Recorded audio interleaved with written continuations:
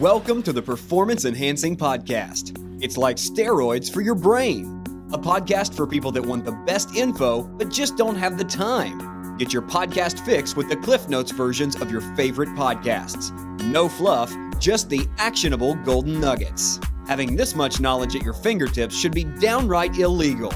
So get ready for another dose of Performance Enhancing Podcast with Satori Prime.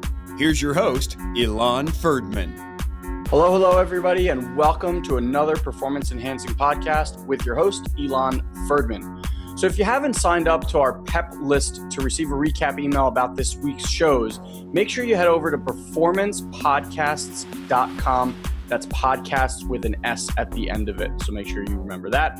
You can even pick up 6 hours of subliminal training when you sign up. That basically means now you can work on things like speed reading, memory, and even how to be more decisive through subliminal messaging just by listening. So make sure you do that.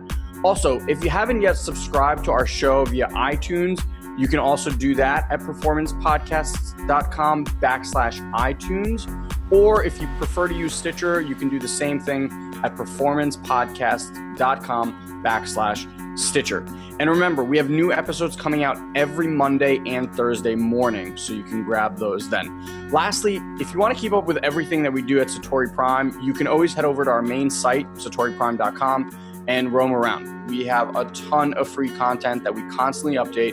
And if any of you are looking for some mentorship around your marketing efforts, and I'm talking specifically about Facebook paid marketing on how you can use that to double, triple, or even quadruple your business, then we do actually have a couple of masterminds we run that can absolutely transform your marketing efforts in less than 90 days. So you can check those out by applying to see if you're a fit for one of them at satoriprime.com/mastermind.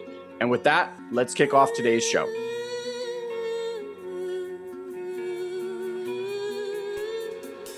Hello, everyone. Welcome back to another Performance Enhancing Podcast. And again, happy 2015. So I wanted actually to share with you kind of a personal story as the ongoing year unfolds.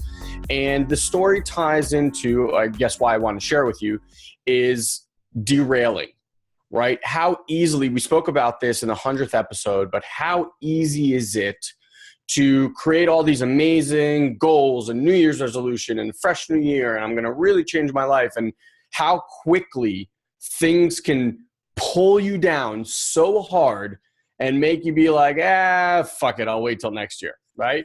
So that's really what this episode is about. I'm going to kind of take you through my first few days of New Year's Eve and then what happened after and all of that kind of stuff. So it'll be both funny and sometimes maybe sad. But the intention is, in the context of the conversation where I want you to listen from, is what events in your life have occurred to derail you? And what has been your mental aptitude, right? We spoke about the power of the mind in our 100th episode. What has been controlling the show?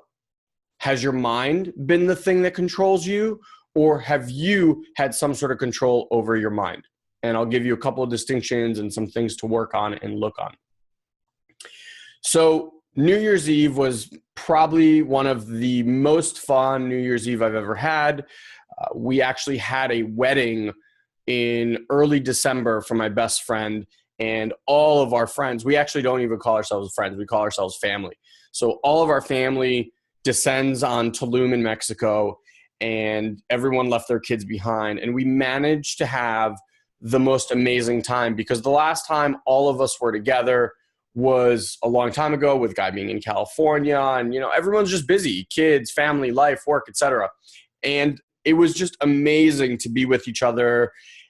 It was kind of like what it felt like to party when we were 21, 22, only we were just way more mature, and our relationships had deepened, and everyone missed each other, and it was just really amazing. And so for New Year's Eve, after that, everyone was kind of partied out, and part of our family was like, you know what, we want to host some people at our house. And so we all came back with such a buzz from Mexico, really like deeply, deeply in love with each other. And it was just this amazing explosion again on New Year's of just us realizing what that was all about. And I set a toast right before I got on the seat on the DJ decks. And I said, my hope for 2015, much like I shared with you guys, is that we all create magic. That this year be a year that we look at 15, 30 years from now with awe and be like, 2015 was that year that set this life on fire. And I read right before New Year's, someone had posted that we are now equally close to the year 2000 as we are to the year 2030. So think how fast where you were in 2000 and where you are today, right? It seemed like it happened in a blink. I mean, at least to me, I actually remember exactly where I was in 2000. And we're going to say that 15 years from now in 2030 about 2015. So what I said was, let's make this year the most magical year that we all get a chance to look back on 2015 with awe and wonder. And I said, with that, let's send out 2014 with a bang. And we did just that. It was just one of the best parties. Amazing time. Anyway, so after that high, and I'm just feeling incredible, I get home, spend some time with my kids. We're actually going to my in-laws the next day in Pennsylvania to share some time with them.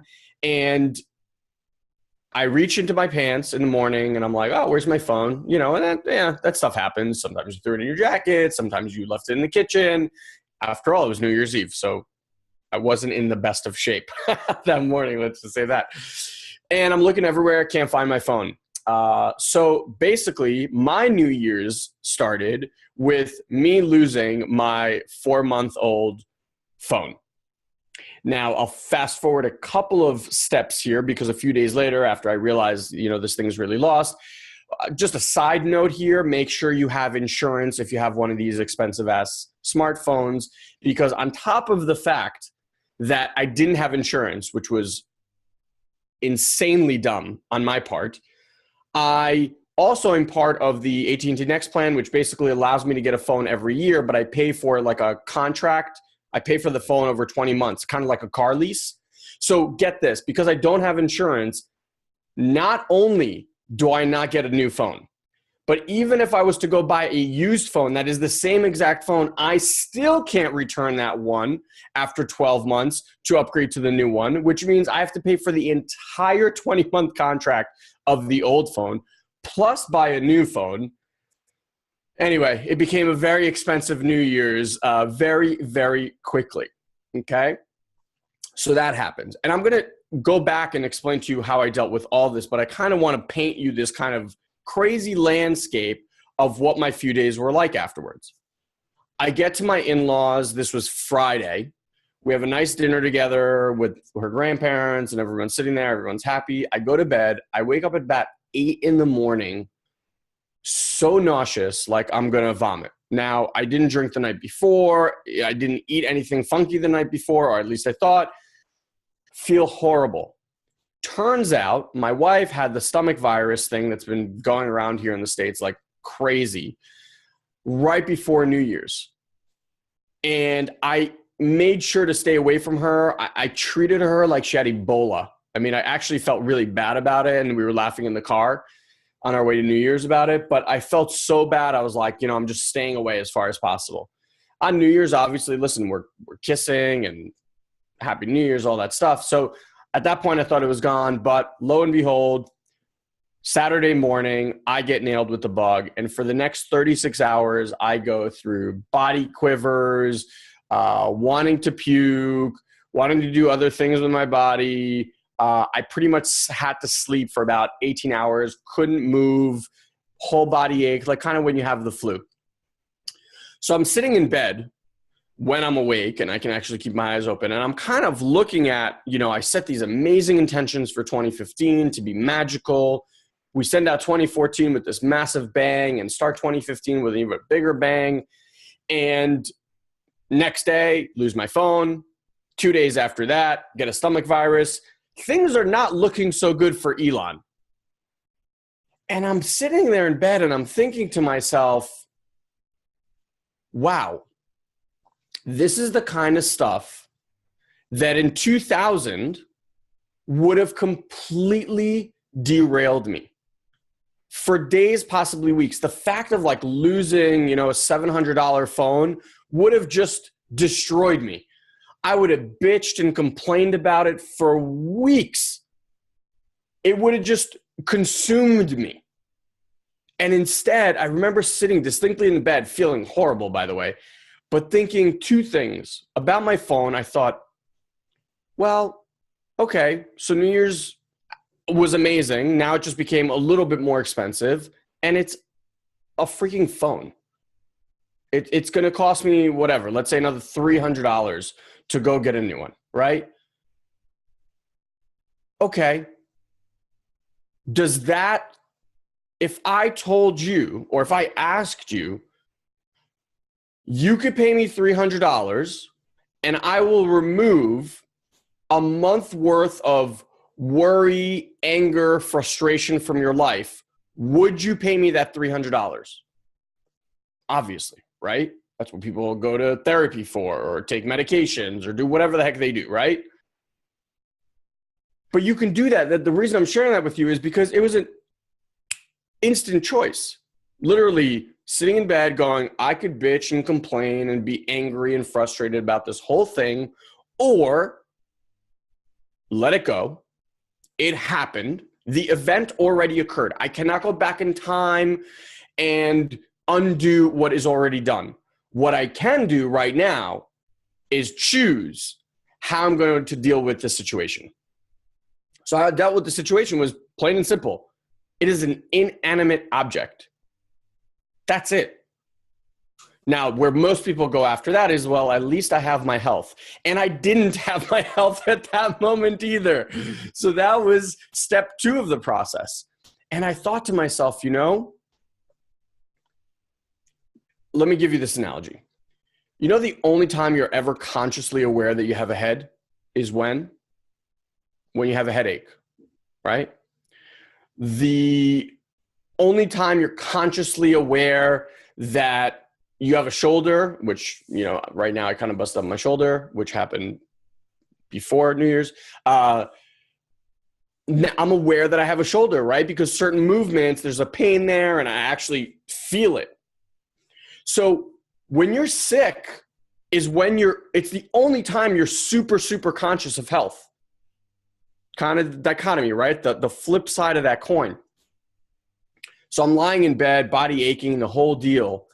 And I'm thinking to myself, wow, I've really been so good about taking care of my body. And it made me acutely aware of how important my health is. And once I realized it was the stomach virus and really nothing more serious, I kind of know stomach viruses pass in, 36 hours or so.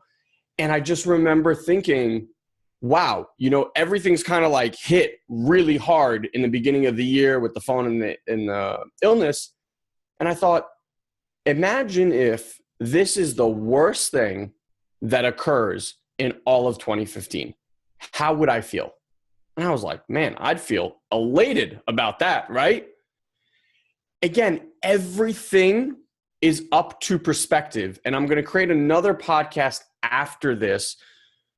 I semi-created a new distinction around how to alter that process. But the perspective is the most important thing. Because for example, so you could look at the stomach virus as the worst thing in the world, right? But let's put something relative to that. If you got diagnosed with God forbid, I'm sorry for saying this, but if you got diagnosed with cancer, you would beg for a stomach virus. You get that? If there was a car accident instead of a stomach, right? All of these things. Here's the thing. You never know. Never know. There's this wise story about a boy who is running through the field and everyone says, there's a great proverb story, and I may misspeak it a bit, but you'll hopefully get the gist. A boy in town his parents buy a horse for him. And everyone's like, oh my God, what a lucky boy. His parents got him a horse. Can't believe it. He's so lucky. And the wise man in the community says, we'll see. And he's riding the horse. Horse flings him off, shatters his leg. And everyone in town is like, oh my God, what a poor boy. Look what that horse did to him. How unfortunate for him. All that kind of stuff. And the wise man says, we'll see. Next thing you know, war breaks out in this village. And all the boys his age get recruited to go to the army, except for the one boy. Because why? He had a broken leg. And the wise man said, what? We'll see. So the point of the story is we don't have vision far enough to understand why things occur to us when they occur to us. How many of you have had an experience where, I'll share just something with me, where you're trying to beat a light, for example, right? The light just turned yellow, you're trying to go through it, and someone will cut in front of you in the lane whereby you have to stop right away for that red light. And then an instant later, someone will run through the other side. And you know that if that car was not in front of you, you were literally about to get T-boned. Or someone in your family got sick. I remember we were in Israel. This is like one of the craziest events that ever happened to me. I wake up in Israel, and my grandparents and my brother and I, they were going to take us to Tel Aviv to just walk around. We lived in Haifa, or we visited them, I should say, in Haifa. And that morning, for whatever reason, I wake up and I just don't feel well. Don't feel well, can't get on a bus, can't go on this trip, no can do, we cancel. That day, and guys, I kid you not, whether it was our bus or we were supposed to be there within 5 minutes, there was a bombing at the bus station exactly where we were going to be. And I remember my grandfather came into my room and hugged me so tightly and told me the story. And I was maybe 12, 13. And I just remember thinking, wow, someone from up on high, something bestowed upon me this sickness, which at the time was horrible, right? I felt awful that we couldn't go. I felt just crappy. And yet it occurred, I believe, for a very specific reason. I've heard tons of these stories during 9/11, right? Of people missing their buses or showing up late to work or whatever. So we've all had these moments. And yet, when they occur to us, it seems like it's the end of the world. Even though, if we look at our history, it's most likely the greatest thing that will ever have happened to us. And so what I want to leave you with today, and where I want you to start looking as a pitfall, these little things have a way to derail us from our ultimate goal. And now, our goal in 2015 is massive, massive. And Guy and I will actually share with you the process that we went through, the goals that we created, how we completed. We're going to talk to you about the process that we went through. But all of that stuff happened. And yet nothing derailed me from the fact that I still know that 2015 will be the most magical year of my life. And I hope that you get an inkling of what is possible. My mind is no different than yours. It functions exactly the same. The only difference is I've trained mine. I've trained mine over 12, 13 years to be this physically strong to deal with these things. Now, I'm not saying these are like monumental things, but you can look in your life right now and look at things that have derailed you in the past and might be derailing you right now. Is it your health? and something happened, you're like, screw it, I'm not going to the gym, or I'm leaving my diet? Is it something with your relationship that you're just resigned to and not dealing with? Something with your kids, something at work? Look, inquire, investigate. And again, if you heard episode 100 and you want to understand how to get this done, we just put out a mindfluence process. I'll leave the link. You can actually check out the video. I talk about how the mind works and how you can exercise it to do the things that I'm telling you. But please, please, please do not let these things derail you. We'll see, right? We'll see. You don't know why certain things may have happened. And as horrible as you might think they are, I guarantee you down the road, they will be your greatest blessings. So I just wanted to share this kind of personal story of what's been happening with me in the beginning of the year, and how I can stand here and truly tell you I'm completely unaffected. Completely unaffected. My mission, my goal, everything is still very much on track.